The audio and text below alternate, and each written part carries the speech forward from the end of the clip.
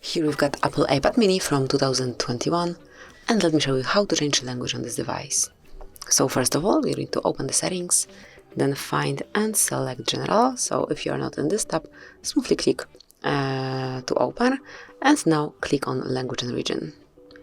And here you can smoothly pick the language that you would like to apply by selecting iPad language, and then pick the one that you want to apply. Let me choose Italian. Tap on Continue then. And that's it. As you can see, from now on the whole device is in Italian. Then whenever you'd like to change it again, just perform the same operation. So this is it, that will be all. Thank you for watching. Please subscribe our channel and leave the thumbs up.